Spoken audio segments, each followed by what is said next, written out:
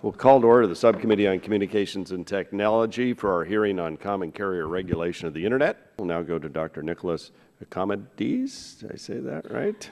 Professor of Economics, Stern School of Business, New York University. We welcome you. Thanks for being here. Please go ahead.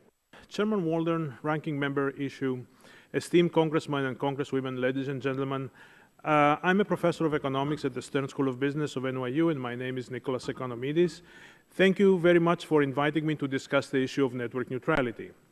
In assessing the impact of network neutrality, we should look at the total benefit to three groups: consumers, applications and content companies such as Google, and internet service providers, ISPs, such as, for example, AT&T.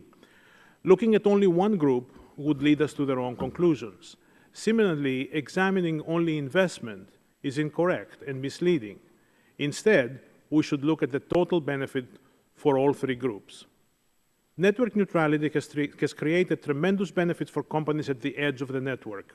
It has facilitated innovation, resulting in big successes such as Google and Skype, as well as a myriad of smaller innovative companies that are the engine of growth for the United States economy.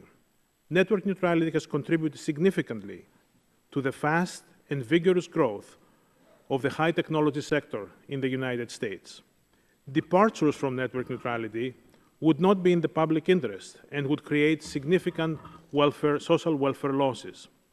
Consider the possibility of paid prioritization, where a company, for example, Yahoo, would pay an ISP, for example, Verizon, to get its content, here search results, delivered first. Then Yahoo results would arrive first. Google results would be delayed. This would give a huge boost to Yahoo, for which Yahoo would pay a lot to the ISP. Using this method, the ISP can choose the winner in the search market, and similarly the winner in many other markets. This is highly undesirable.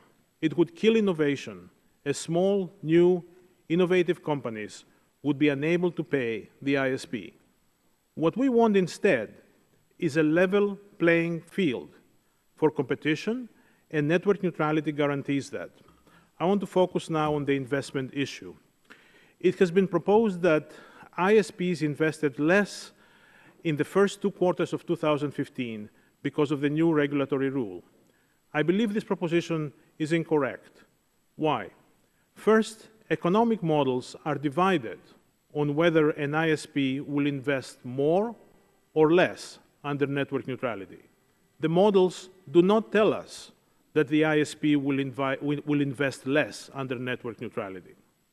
Second, investment decisions follow a complex and long-term multi-year path. Even with an upward trend, investment does not increase every quarter. If we observed a decrease in a quarter, it would not necessarily be from the impact of regulation. And there have been big fluctuations in investment in the past.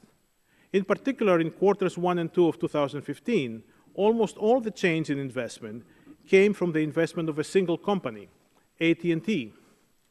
AT&T had advised as early as 2012, November 2012, long before the passage of the FCC regulation, that its investment will peak in 2014. In November 2014, it announced that its investment in 2015 would be at least 16% lower than in 2014. Then in August 2015, Barron's reported that AT&T said that it now expected that the 2015 investment would be the same as 2014, and it will just make the difference for the shortfall of the first 2 quarters. It will make the difference in the remaining 2 quarters of 2015. So there is no reason for concern. Third, the appeals process in the courts has not ended, and therefore the final word on the regulation has not been written. It does not make sense to change the long-run investment plans of a company already. Fourth, even if one believed that the ISP would decrease their investment as a result of the regulation, the period of observation between the time of the passage of the regulation at the end of February and the end of quarters 1 and 2 is too short to be able to make any meaningful inferences. It is incorrect to draw the conclusion that the FCC regulation has either an adverse or a positive impact on investment based on just observing 2 quarters of investment. Fifth, a theory has been proposed that investment is lower because this regulation increased uncertainty. However, I believe that the network neutrality regulation, in fact, decreased uncertainty by clarifying the rules of competition. In conclusion, I believe that network neutrality results in very significant benefits to the Internet ecosystem. Network neutrality's impact should be assessed at the whole ecosystem, not just on ISPs and not just on ISPs' investment. And I have outlined a number of reasons why we should not be concerned about short-term investment patterns.